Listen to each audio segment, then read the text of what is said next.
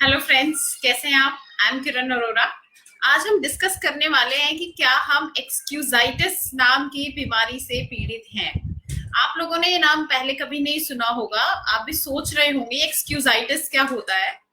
हाँ जी, ये बहुत ही भयंकर बीमारी है जिससे हम ग्रसित हैं without ever knowing about it, और हमें बिल्कुल पता भी नहीं है। तो एक्सक्यूजाइटिस होता क्या है, पहले ये डिस्कस कर लेते हैं। You know about excuses? Excuses क्या होते हैं? बहाने बनाना, है ना। Tendency of making excuses is called excusitis. और ये हर किसी में मौजूद है, हर किसी में। हमें बहाने बनाने की, दलीलें देने की, काम को ना करने की बहुत बहुत बुरी आदत पड़ गई है। और ऐसा क्यों हो गया है? हमारे लाइफस्टाइल की वजह से हो गया है, हमारी आदतों की वजह से हो गया है। और अगर हम चाहें तो इस चीज को ठीक कर सकते हैं और बहुत बड़ी कामयाबी हम हासिल कर सकते हैं।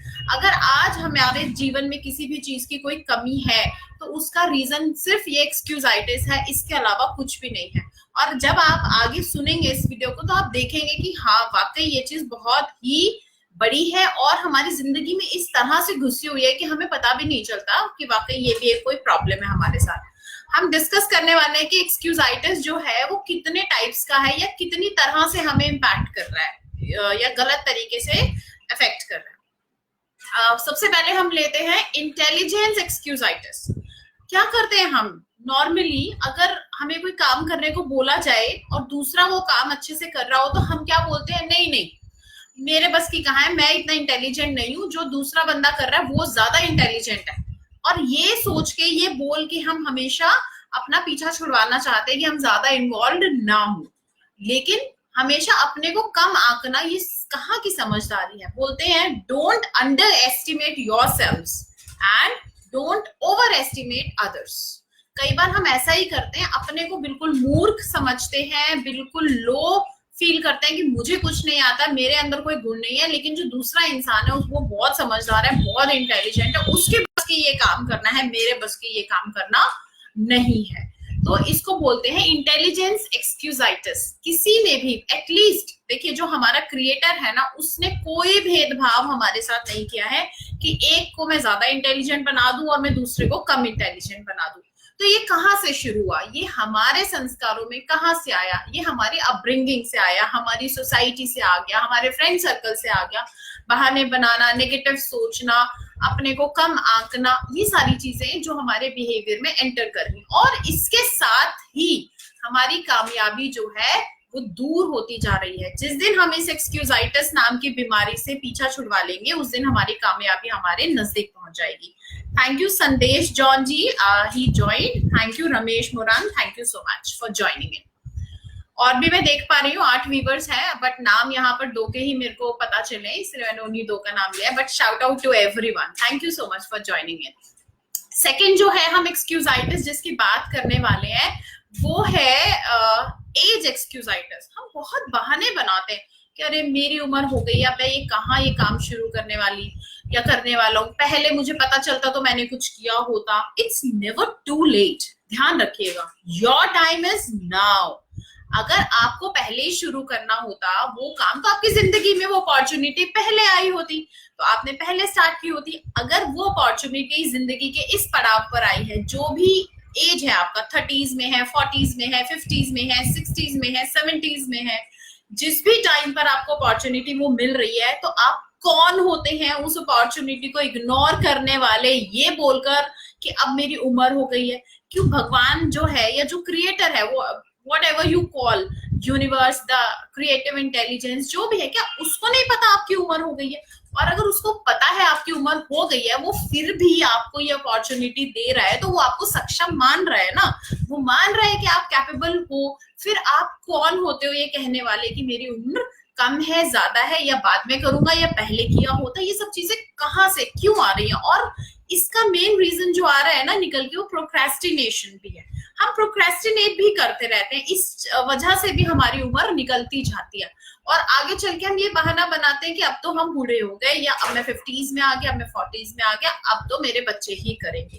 तो इस तरह की धारणा से अगर हम चलेंगे तो कामयाबी कैसे मिलेगी? देखिए, मैंने अभी कुछ दिन पहले एक वीडियो में बताया था कि हमारी जो सारी बीमारियां हैं वो साइकोसोमैटिक हैं, इमोशनल रीजंस हैं उन बीमारियों के। तो मैंने एक बुक का नाम भी लिया था, you can heal yourself by Louise Hay. देखिए, मेरे पास ये बुक रखी हुई है, मैं आपको दिखा भी देती हूँ। ये बुक जो है बहुत जबरदस्त है, इसको आप खरीदिए, पढ़िए, बहुत जबरदस्त बुक है ये जो राइटर है ना इसकी, लाउजी है, इन्होंने बताया हुआ है इस बुक में ही लास्ट में कि ये शुरू से ना डांस सीखना चाहती थी और कभी इनको मौका नहीं मिला, या एक दो बार कभी डांस सीखने गई तो इनकी क्लास छूट गई।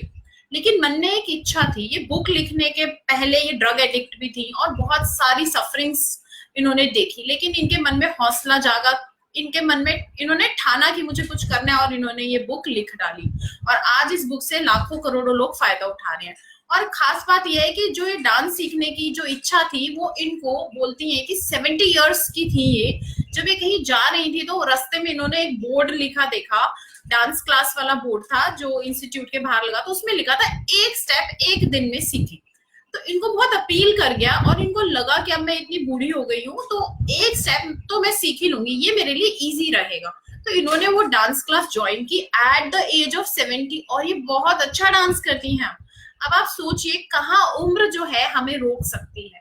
बचपन बहुत अच्छा होता है, जवानी और अच्छी होती है, लेकिन अगर बुढ़ापे में भी हम कदम रख चुके हैं या हमारे पेरेंट्स या हमारे आसपास कोई ऐसा है जो 40s 50s 60s में आ गया है और स्टिल उसके कोई ड्रीम्स पेंडिंग और उसको सिर्फ ये लगता है कि नहीं अब मेरी उम्र हो गई, तो प्लीज आपको बताइए, आप उन्हें बताइए कि एक्सक्यूजाइटिस नाम की बीमारी का कैसे इलाज करना है, वो भी मैं आपको बताऊंगी। तीसरी चीज आती है, पहली हमने देखी इंटेलिजेंस एक्सक्यूजाइटिस, दूसरी हमने देखी एज एक्सक्यूजाइटिस, तीसरी हम देखने वाले हेल्थ एक्सक्यूजाइटिस। हमेशा जब भी हमें कोई काम करना होता है ना तो हम ये भी बहाना बनाते हैं, नहीं मेरी तबीयत ना आज ठीक नहीं है तो मैं कल से शुरू करूंगा। अगेन यहाँ पर भी प्रोक्रेस्टिनेशन आ रही है, टाल मटोल आ रही है, पोस्टपोन करते हैं हम चीजों को। और थोड़ा सा भी जुकाम हो जाए तो पूरी दुनिया में गाने लगते हैं कि मुझे कोल्ड हो गया। और इससे पता है क्या होता है, आपने तो बोला ही मुझे कोल्ड हो गया, सामने वाले ने भी सुनकर बोला हाँ तुम्हें कोल्ड हो गया, किसी और ने सुना उसने भी आपको बोला हाँ तुम्हें कोल्ड हो गया। ऐसे क्या होता है, सारे लोग आपकी उस एलिमेंट को, उस बीमारी को एनर्जी दे रहे हैं। और जब you have heard that statement कि wherever the attention goes energy flows, तो आप लोगों आपने हमने क्या किया, उन लोगों की अटेंशन अपनी बीमारी के ऊपर ले आए। अब जब बीमारी पे अटेंशन आई तो उन सब की एनर्जी बीमारी पे टिक गई और वो बढ़ गई। तो इसी तरह से हमारा जो कोल्ड है, कॉमन कोल्ड भी है, वो भी वर्स्ट हो सकता है। तभी जो कोरोना के टाइम पर सब बोल भी रहे थे, बाद में मैसेजेस भी आने शुरू हुए कि आप प्लीज नेगेटिव मैसेजेस ना भेजें, पॉजिटिव भेजें। उसका यही रीजन था कि अगर हम नेगेटिव चीजों को डिस्कस करते रहेंगे तो उसकी एनर्जी को बढ़ा देंगे और वो और ज्यादा स्ट्रांग हो जाएगी हमारे ऊपर हमला करने के लिए, अटैक करने के लिए। तो क्या बात हुई कि हमें हमेशा पॉजिटिव सोचना है। और जो हेल्थ की बात रही कि हेल्थ एक्सक्यूजाइटिस है, हमारी तबियत ठीक नहीं है। अच्छा मान लीजिए आपके सर में दर्द है, तो हम पूरा टाइम ये गाते रहते हैं कि मेरे सर में दर्द है। क्या हम उस टाइम पर भी किसी चीज का शुक्रिया कर सकते हैं? हाँ ठीक है, बिल्कुल कि अब आप ये तो नहीं बोल पाएंगे कि थैंक यू गॉड मेरे सर में दर्द होने के लिए, इसमें भी कुछ अच्छा होगा, थोड़ा मुश्किल हो जाता है ये चीज बोलना। लेकिन क्या आप इस चीज का शुक्रिया कर सकते हैं कि मेरे हाथ पांव पेट कमर सब ठीक है, उसमें तो दर्द नहीं है ना एटलीस्ट। तो सर में दर्द है तो उसके लिए प्रॉब्लम है, लेकिन अब मैं इस सिचुएशन में किस चीज के लिए थैंकफुल हो सकता हूँ? तो मैं किस चीज के लिए थैंकफुल हो सकती हूँ? उस सर के दर्द में अपने बाकी के शरीर के स्वस्थ रहने के लिए मैं थैंकफुल हो सकती हूँ। तो भगवान जो है, जो क्रिएटर है, सॉरी मैं अगर किसी को लगता हो कि भगवान एग्जिस्ट नहीं करता और मैं भगवान शब्द का बहुत बार यूज करती हूँ तो इट्स फाइन, ये सारे डिस्कशंस अपार्ट हैं हमारी लाइफ से। और भगवान नाम का जो शब्द है या जो चीज है ना, वो अनुभव का विषय है, चर्चा का या बहस का विषय बिल्कुल भी नहीं है। इसीलिए मैं कोशिश करती हूँ कि हम सब अपने अनुभव से बात करें, किसी की कही सुनी बातों पर ना तो लड़ाई झगड़ा करें और ना ही विश्वास कर लें, अनुभव कीजिए। तो वो जो सुपर इंटेलिजेंस है ना, वो जो है हमारे को ब्लेस करती है जब हम थैंक्स बोलते हैं। और उम्र की बात करेंगे अगर, तो बहुत सारे ऐसे लोग हैं जिन्होंने ऐसे ऐसे रिकॉर्ड्स, ऐसी ऐसी एज में बनाए हैं। कुछ कुछ बच्चों ने ऐसे ऐसे रिकॉर्ड्स बनाए हैं कि लगता है कि बड़े तो ये काम नहीं कर सकते थे, और कुछ बड़ों ने ऐसे रिकॉर्ड बनाए हैं कि लगता है कि इस एज में इन्होंने कैसे कर दिया। तो बस इंसान को चाह होनी चाहिए किसी चीज की, फिर उसे कुछ भी नहीं रोक पाता है। हमारे पास हमने अभी तक डिस्कस किया एक इंटेलिजेंस एक्सक्यूजाइटिस, फिर एज एक्सक्यूजाइटिस, फिर हेल्थ एक्सक्यूजाइटिस, और लास्ट में आता है जो हम बहुत कॉमनली लक एक्सक्यूजाइटिस। क्या बोलते हैं? लक, LUC के luck.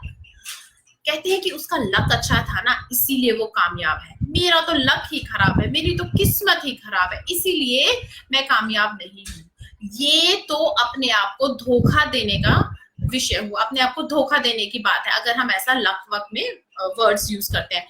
What is luck? I am going to tell you. When preparation meets opportunity, it is called luck. तो उस इंसान ने जो कामयाब हुआ, बहुत अच्छे से प्रेपरेशन की हुई थी, करता आ रहा था, और जैसे ही उसको अपॉर्चुनिटी मिली और वो कामयाब हुआ, आगे बढ़ा, तो उसको हमने लकी कहना शुरू कर दिया। लेकिन हमने ये नहीं देखा कि वो कितना मेहनत कर रहा था या कितनी प्रेपरेशन उसने की थी। अगर वहीं हम किसी के बैड लक की बात करें कि उसको कामयाबी नहीं मिली, तो आप ये सोचिएगा उसने उस चीज में हाथ डाला, अपॉर्चुनिटी तो आई, but he was not prepared और he did not try to prepare. Even उसने ये भी कोशिश नहीं की कि मैं प्रिपेयर कर लूं, है ना। तो लैक ऑफ प्रिपरेशन जो है वो लक को डिसाइड करते हैं। कहते हैं कर्म का सिद्धांत हमने अपने घरों में पढ़ा है, सीखा है। तो कर्म जो है वो तो करना ही पड़ता है। अगर हमारा कर्म ही वीक है तो हमें कामयाबी कैसे मिलेगी? किसी का कर्म बहुत ज्यादा है और वो बहुत मेहनत कर रहा है, तो आपको कैसे कामयाबी मिल सकती है? नहीं ना। जो ज्यादा मेहनत करता है, जो ज्यादा सही रास्ते पे चलता है, जो मेंटोर ढूंढता है, राइट तरीके से काम करता है, पॉजिटिव थिंकिंग रखता है, उसी को कामयाबी जल्दी मिलती है। अब आप सोचेंगे कामयाब, मैं तो कामयाब हूँ, अच्छी खासी नौकरी है मेरे पास, हो सकता है सरकारी नौकरी हो, अच्छी पोस्ट पर हूँ। देखिए कामयाबी हर लेवल पर होती है। Every experience is a success. Final destination नहीं है सक्सेस कुछ। जिंदगी में आज अगर आप जॉब पर आ गए, 1-2 साल उसका सुख एंजॉय कर लेते हैं, उसके बाद आप मोनोटनी फील करते हैं, बोरिंग फील करते हैं लाइफ की, यार क्या हो रहा है ये सब, मुझे मजा नहीं आ रहा है, कुछ और चाहिए। तो उस टाइम पे आपका फिर एक पर्पस होगा, तो आप पर्पस को लेकर जी पाएंगे। और पर्पस को जैसे ही हम फुलफिल करते हैं तो हम कहते हैं कि गॉट सक्सेसफुल। तो सक्सेस जो है वो मैटर है हर अलग अलग मोमेंट का, अलग अलग टाइम का। तो हमने बात कर ली 4 चीजों की, intelligence, health, age and luck excusitis. 4 तरह की ये जो हमारी बहाने बनाने की 4 जगह पर बीमारी, अगर इससे पीछा छुड़वा ले तो हम कामयाब हो सकते हैं। अब आप सोचेंगे इसका प्रिवेंशन कैसे किया जाए? इसका प्रिवेंशन जो है वो है एफर्मेशंस। हम अपनी जो बातें बोलते हैं ना सारा दिन, कुछ मेरे बस की नहीं है, उसको मिल गया, मुझे नहीं मिला, उसकी किस्मत अच्छी है, and all so many statements, negative statements, वो सारी अगर छोड़ के ना हम सब कुछ अपनी लाइफ में पॉजिटिव ढूंढना शुरू कर दें, पॉजिटिव ही बातें करनी शुरू कर दें, तो ये एक्सक्यूजाइटिस नाम की बीमारी चली जाएगी। ये तो हुआ प्रिवेंशन। और इसका क्योर भी है, you know, if you get into action, तो ये बीमारी तब भी भाग जाती है।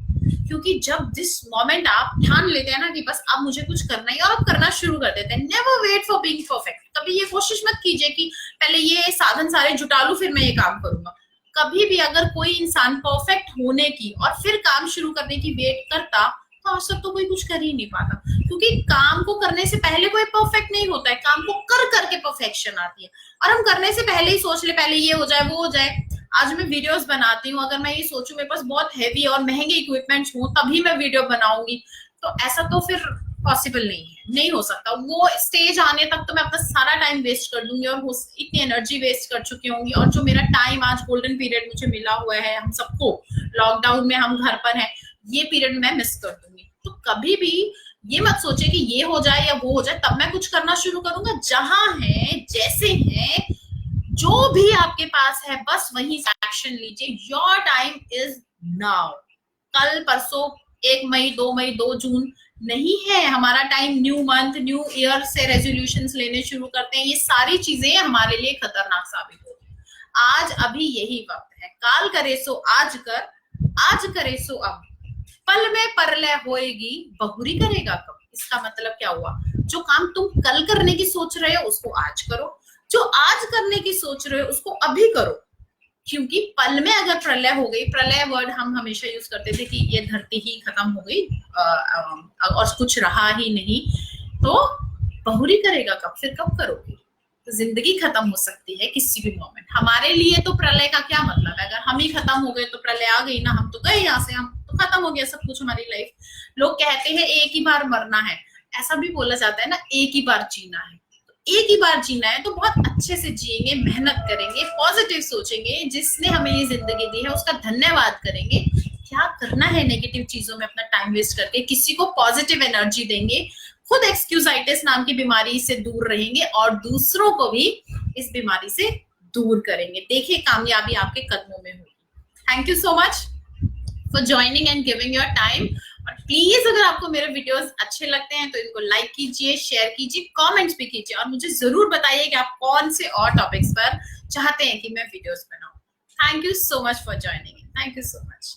हाँ, लास्ट में जाते जाते एक चीज और कहूंगी, आप हिस्ट्री को रिकॉर्ड करना चाहते हैं या क्रिएट करना चाहते हैं? अगर आप रिकॉर्ड करना चाहते हैं तो बहाने बनाते रहिए, और अगर आप हिस्ट्री को क्रिएट करना चाहते हैं तो एक्सक्यूजाइटिस नाम की बीमारी को मार भगाइए और take action now. Bye bye.